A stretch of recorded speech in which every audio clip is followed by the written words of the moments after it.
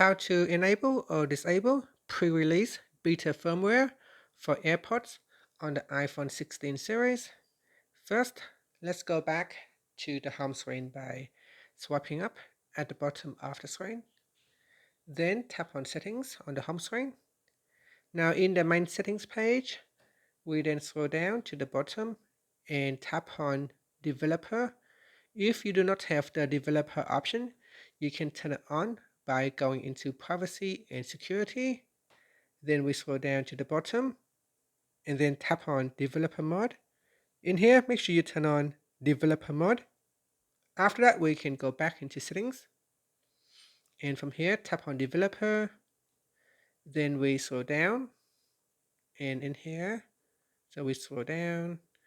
And then in here, tap on Pre-Release Beta Software, Beta Firmware.